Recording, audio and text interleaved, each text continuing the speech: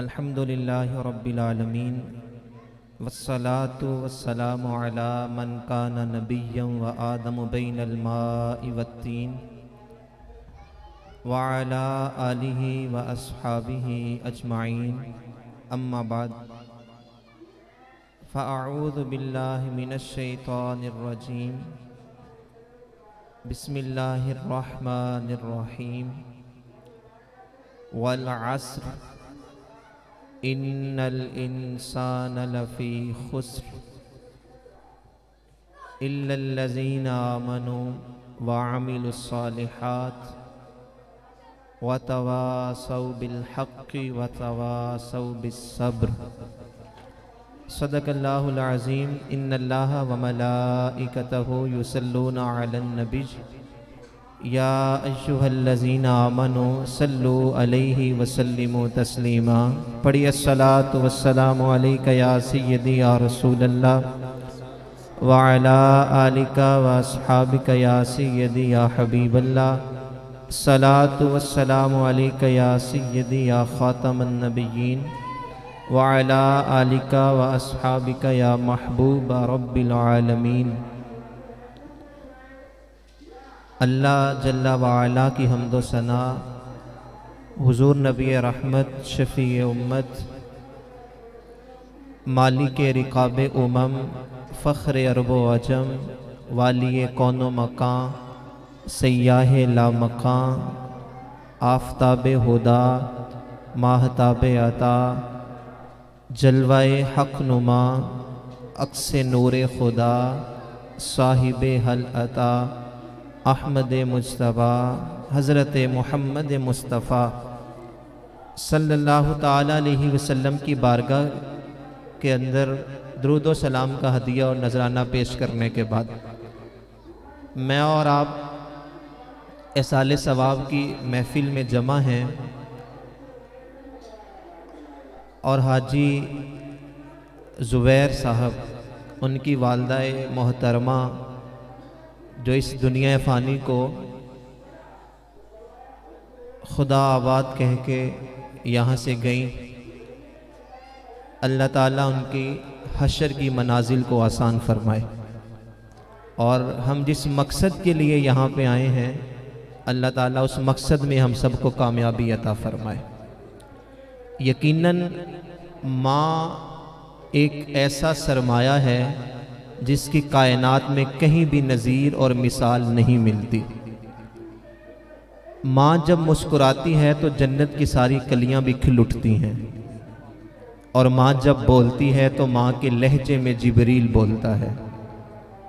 आज आप बाज़ार में जाएं तो आपको हर चीज़ 2 नंबर ना खालिस मिल जाती है, लेकिन माँ का प्यार आज भी खालिस है। दुनिया में छोटे से छोटे पैमाने और बड़े से बड़े पैमाने ईजाद हो गए।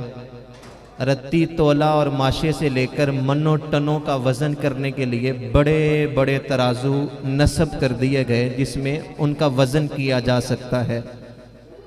सड़कों के किनारों पे लगे हुए बड़े बड़े तराजुओं में मनो टनों का वज़न तो हो सकता है, लेकिन माँ का प्यार आज भी किसी तराजू में तोला नहीं जा सकता। माँ रिश्ता ही अल्लाह ने एक ऐसा बनाया है कि इसके सीने में जो ममता और प्यार औलाद के लिए अल्लाह ने रखी है, ये कायनात में कहीं इसकी मिसाल नहीं मिलती।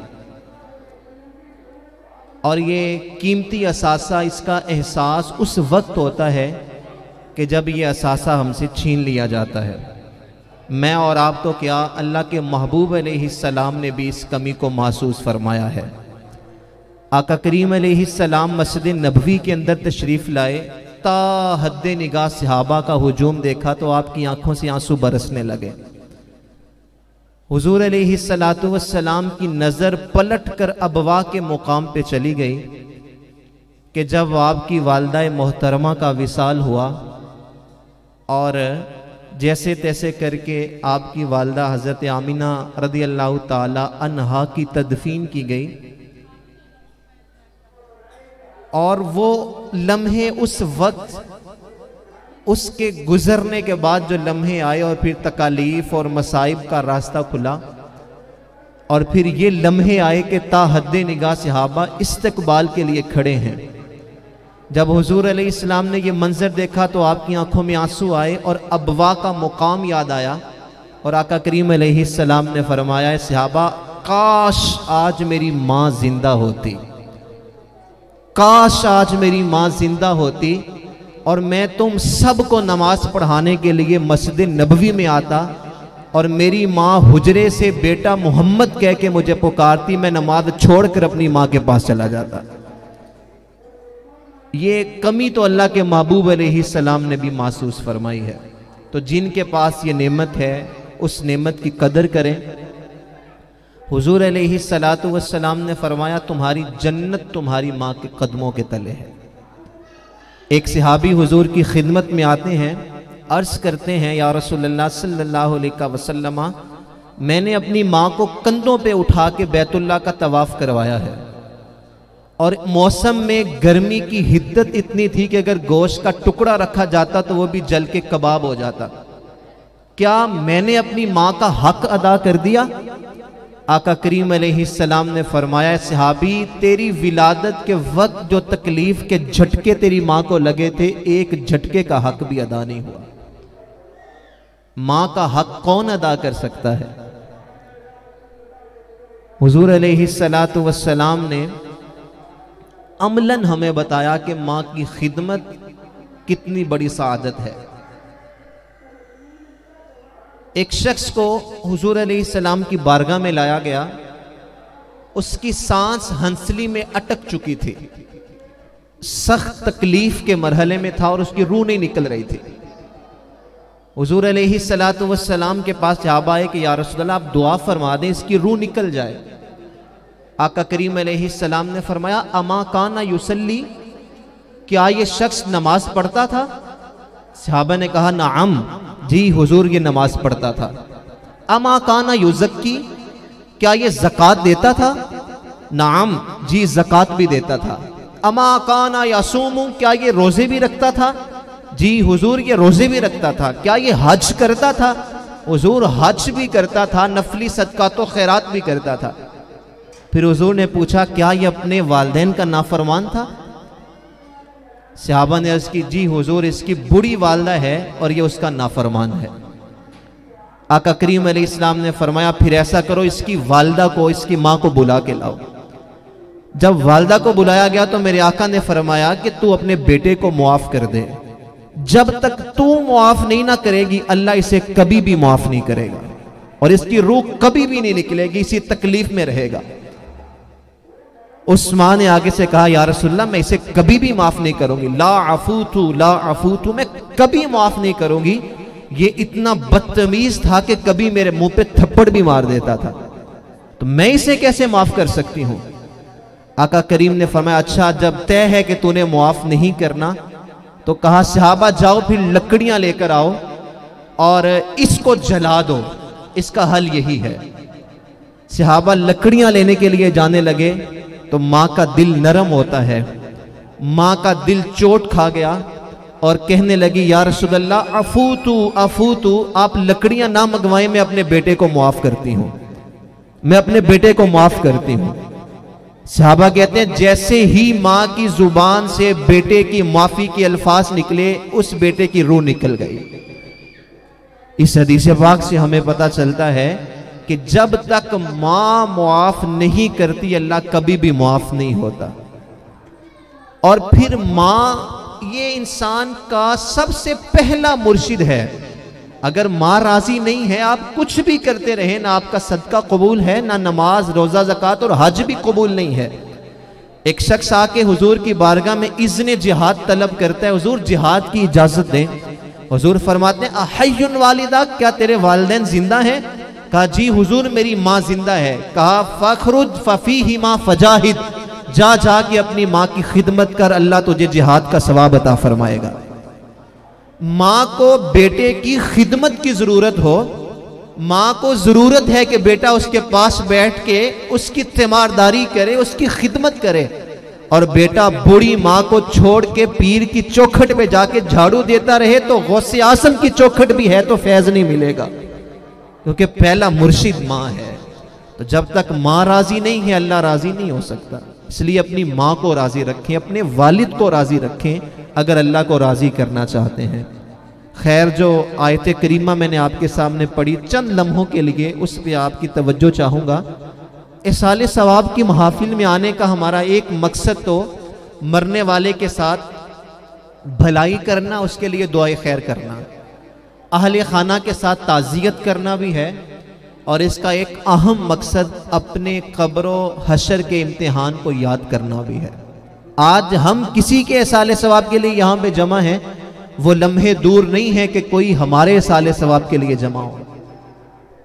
अल्लाह ताला ने कुरान पाक में गाफिल इंसान को तंबीह करते हुए सूरतुल अस्र का नुज़ूल फरमाया, और ये इतनी जामे सूरत है कि अगर इमाम शाफी फरमाते हैं कुरान ना उतरता बस सूरा असर नाजिल हो जाती तो इंसान की हिदायत के लिए ये एक सूरत ही काफी है, इतनी जामे सूरत है। इरशाद फरमाया वल अस्र, अल्लाह फरमा रहा है महबूब मुझे कसम है असर की, इंसान खसारे में है। असर से मुराद क्या है? इमाम राजी ने 4 कौल लिखे। कहा असर से मुराद नमाज असर है, क्योंकि बाकी नमाजों के निस्बत असर की नमाज की अहमियत ज्यादा है। हाफिजू अलस्सलावाति वस्सलातिल वुस्ता, नमाजों की हिफाजत करो, खसूसन दरमियानी नमाज की। तो कहा असर की नमाज की अहमियत के पेश नजर अल्लाह ने नमाज असर की कसम उठाई। दूसरा कौल, असर से मुराद वक्त असर है, असर का वक्त है। तो जब इंसान इस दुनिया से रुखसत होता है, कोई भी वक्त हो, वो रात का वक्त हो, सुबह का वक्त हो, शाम का वक्त हो, उसे यूं ही लगता है कि सूरज डूब रहा है, सूरज गुरूब हो रहा है। अल्लाह ने डूबते हुए सूरज की कसम उठाकर गाफिल इंसान को झंझोड़ा। ओ भटकते हुए इंसान और दुनिया की रंगीनी में फंसे हुए इंसान, देख जिस तरह ये सूरज डूब रहा है, अनकरीब तेरी जिंदगी का सूरज भी डूबने वाला है, तू खसारे के अंदर है। तीसरा कौल इमाम राजी ने लिखा कि असर से मुराद मुतलकन जमाना है।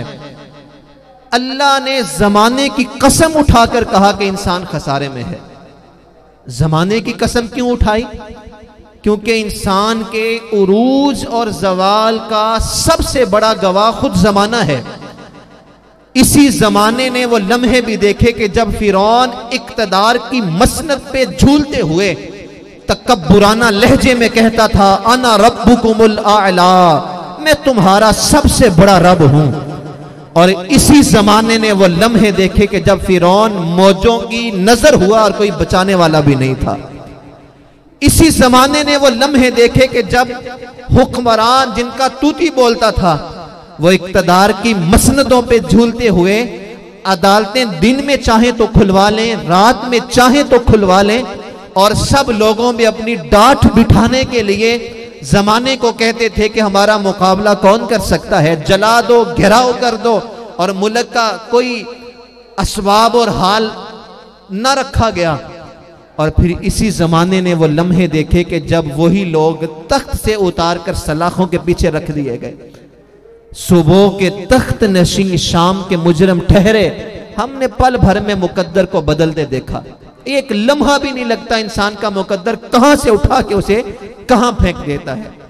तो इंसान के उरूज और जवाल का ऐनी गवाह जमाना है। अल्लाह ने जमाने की कसम उठाई कि महबूब मुझे जमाने की कसम है, इंसान खसारे में है। चौथा कौल इमाम राजी को लिखते हुए भी बड़ा मजा आया होगा, और मुझे उम्मीद है आपको सुनकर भी बड़ा मजा आएगा।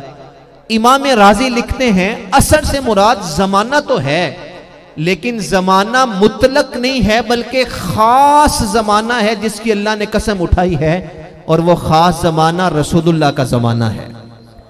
अल्लाह ने अपने महबूब के जमाने की कसम उठाकर कहा महबूब मुझे तेरे जमाना हसीन की कसम है। फिर इस पे दलाइल दिए इमाम राजी ने, कहा जिस तरह ला उक़सिमु बिहाज़ल बलद व अंत हिल्लुम बिहाज़ल बलद कहकर अल्लाह ने महबूब के शहर की कसम उठाई। इरशाद हुआ ना, ला उक़सिमु बिहाज़ल बलद, सोनिया मुझे शहर मक्का की कसम है। क्यों कसम है? इस शहर में हजर अस्वद है जिसको चूमने से गुनाह माफ होते हैं, और आपको वहां सरों का समंदर नजर आता है। इंसान इकलौती औलाद को चूमने के लिए इतना बेताब नहीं होता जितना उस पत्थर को चूमने के लिए बेताब होता है। क्या अल्लाह ने हजर अस्वद की वजह से कसम उठाई? खाना काबा शहर मक्का में है जिस पर अल्लाह की 120 रहमतें हर लम्हा उतरती हैं। क्या अल्लाह ने खाना काबा की वजह से मक्का की कसम उठाई? आगे चलें तो चाहे जमजम है, जनाब इस्माइल के कदमों की खैरात आबे जमजम जो जमाना क्यामत तक ले रहा है, और इसको दवा के लिए पिए तो दवा है और गिजा के लिए पिए तो गिजा है। प्यास भी बुझाता है, भूख भी मिटाता है, और जिस नीयत से पिए अल्लाह उस नीयत को पूरा करता है। क्या अल्लाह ने आबे जमजम की वजह से मक्का की कसम उठाई? आगे सफा और मरवा की मुकद्दस पहाड़ियां हैं कि जो याद ताजा कर रही हैं हजरत हाजरा सलामुल्लाहि अलैहा की। क्या अल्लाह ने सफा और मरवा की कसम, सफा और मरवा की अजमत की वजह से मक्का की कसम उठाई है? इंसान बहुत समतों की तरफ उसका ख्याल चला जाता है, लेकिन अल्लाह जवाब कसम इरशाद फरमाता है, अंता हिल्लुम बिहाज़ल बलद, ए महबूब मुझे शहर मक्का की कसम है। और यह कसम इसलिए नहीं कि खाना काबा है, हजर अस्वद, मकाम इब्राहिम, सफा और मरवा की पहाड़ियां हैं। अंता हिल्लुम बिहाज़ल बलद, ए प्यारे मैं कसम कभी भी ना उठाता अगर इस शहर की गलियों में तू ना चलता। अंता हिल्लुम बिहाज़ल बलद, कहा महबूब मुझे शहर मक्का इसलिए प्यारा है कि इस शहर की मट्टी ने तेरे कदमों का बोसा लिया है, इस शहर की मट्टी ने तेरे कदमों को चूमा है। एक बार वो जिधर से गुजरे हैं नसीर, 1000 बार उधर से बहार गुजरी है। और चंद लम्हों के लिए ठहरे थे तुम जिस पेड़ के नीचे, सुना है आज तक उस पेड़ का साया भी महकता है।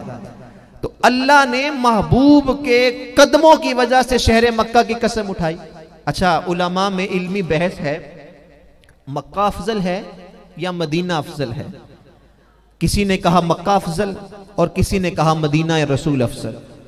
जो मक्के की अफजलियत के कायल हैं वो मदीने की अजमत के मुनकिर नहीं हैं, और जो मदीना के अफजल होने के कायल हैं वो मक्के की अफजलियत के मुनकिर नहीं हैं। लेकिन एक इल्मी बहस है कि मक्का अफजल है या मदीना अफजल। किसी ने कहा मक्का तो किसी ने कहा मदीना। मेरे इमाम ने भी कहा ना, तैबा न सही अफजल, मक्का ही बड़ा जाहिर। हम इश्क के बंदे हैं, क्यों बात बढ़ाई है? तो कोई कहता है मक्का अफजल, कोई कहता है मदीना अफजल। शेख अब्दुल हक मुहद्दिस देहलवी यहां पे तीसरा मसलक लेकर आए। कहा किस झगड़े में पड़े हो कि मक्का अफजल है या मदीना अफजल है? मेरी मानो तो सुनो, जब अल्लाह के रसूल मक्के में थे तो मक्का अफजल था, जब मदीने में आ गए तो मदीना अफजल हो गया। क्योंकि शरफ मकान का नहीं होता, शरफ मकीन का होता है। और जब अल्लाह के महबूब मक्के में थे तो मक्का अफजल था, मदीने आए तो मदीना अफजल हो गया। शेख शहाबुद्दीन सोहरवर्दी अलैहि रहमा का मुरीद आपसे पूछता है, हजरत कायनात में सबसे अफजल जगह कौन सी है? कहा बेटा वही जहां पे रसूलुल्लाह तशरीफ फरमा है, मदीना रसूल अफजल है। तो आगे से मुरीद कहता है, हजरत अगर मदीना तो रसूल अफजल है तो फिर हम जन्नत की आरजू क्यों करते हैं, हम जन्नत क्यों तलब करते हैं? तो आपने मुस्कुरा के कहा, बेटा जन्नत भी तो इसीलिए मांगते हैं ना कि वहां पे अल्लाह के रसूल होंगे, जन्नत भी इसीलिए तलब करते हैं कि वहां पे अल्लाह के। और इमाम ने तो कहा था, मौलाना हसन रजा खान अली रहमा ने, कि जन्नत भी लेने आए, जन्नत भी लेने आए तो छोड़े ना ये गली, जन्नत भी लेने आए तो छोड़े ना ये गली, मुंह फेर बैठे हम तेरी दीवार की तरफ, मुंह फेर बैठे हम तेरे दीवार की तरफ। कहा जन्नत भी तो इसीलिए मांगते हैं कि वहां पे रसूलुल्लाह होंगे। अच्छा, महबूब के जमाने की कसम उठाकर कहा कि इंसान खसारे में है। महबूब के जमाने की कसम क्यों उठाई? कहा इसलिए कसम उठा रहा हूं अगर जमाने का शबाब, उरूज और बांकपन देखना है तो मेरे महबूब का जमाना देख लो। जिस जमाने में तुम हो, भाई भाई का दुश्मन है, रिश्तेदार एक दूसरे के गले काट रहे हैं, किसी को किसी की इज्जत तौकीर का ख्याल नहीं है, ये जमाना नफ्सा नफ्सी का जमाना है। आप आए दिन नहीं देखते कि जब अगर रोड पे कोई एक्सीडेंट हो जाए तो लोग मरने वाले को बचाने की बजाय उसकी जेबों से पैसे निकाल रहे होते हैं, घड़ियां उतारी जा रही होती हैं। घर की आग बुझी तो कुछ सामान बचा था जलने से, वो भी उनके हाथ लगा जो आग बुझाने आए थे। तो कहा आज का दौर देखो तो आपको ये यहां पे ऐसे लोग नजर आते हैं जहां किसी को अपने सिवा किसी का ख्याल नहीं है।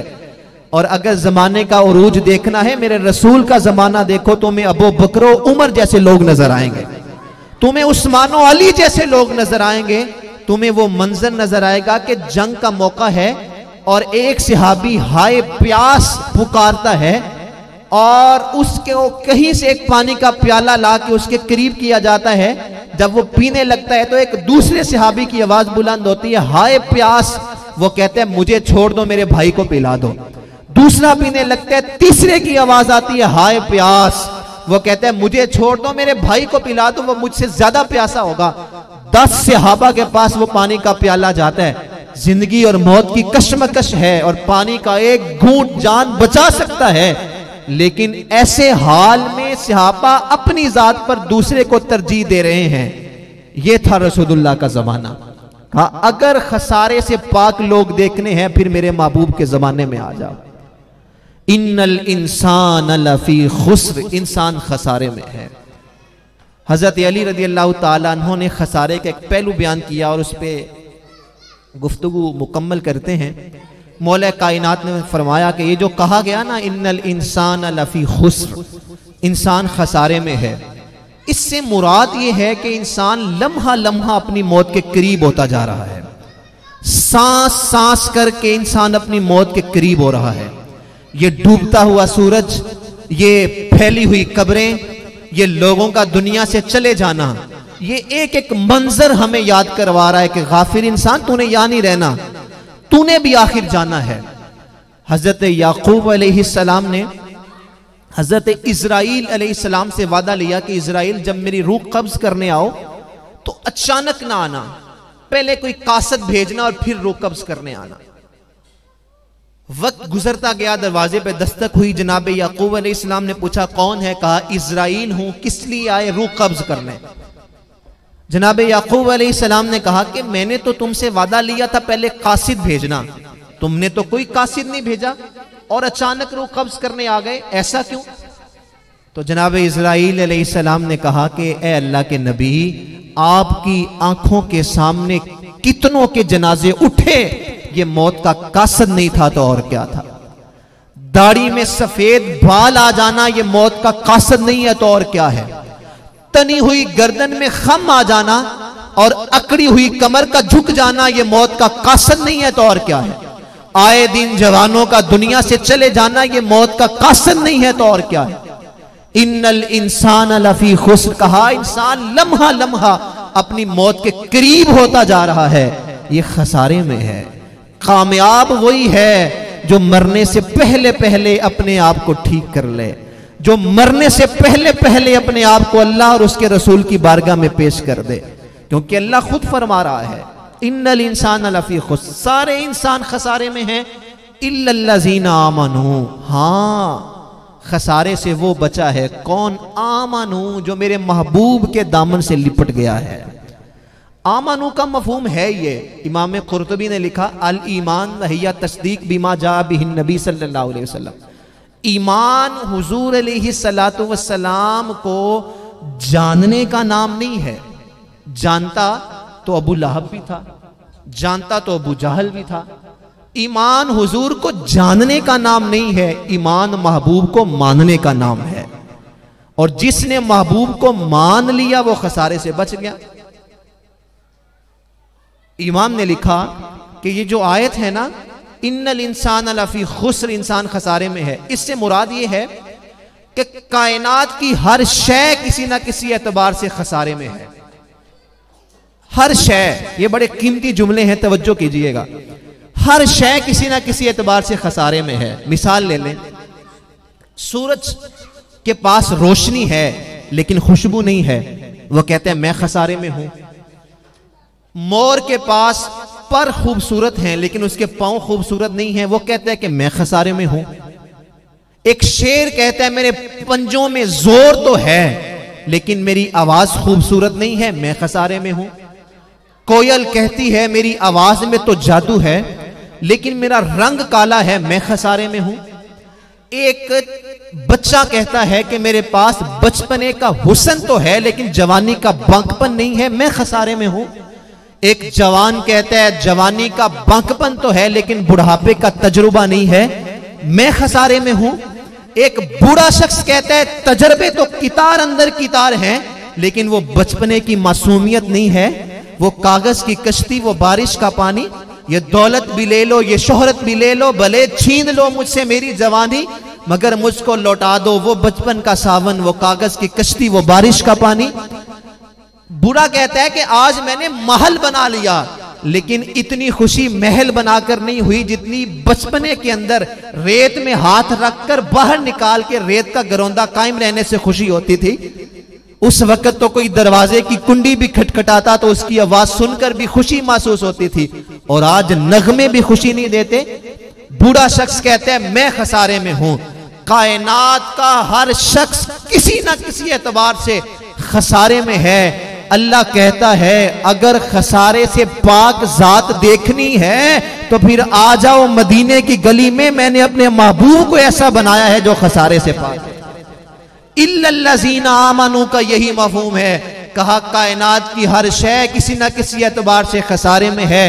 तुमने कायनात में बिछा हुआ हुस्न तो देखा होगा, अबसार से गिरते हुए पानी का हुस्न भी देखा होगा, तुमने कोयल की आवाज में जादू का रस भी देखा होगा, तुमने सूरज की रोशनी, तुमने चांद की चहचहाहट को भी देखा होगा, लेकिन कभी ऐसा नहीं देखा होगा कि कोई शय है और उसमें कोई खसारा नहीं है। खसारे से पाक जात एक ही है।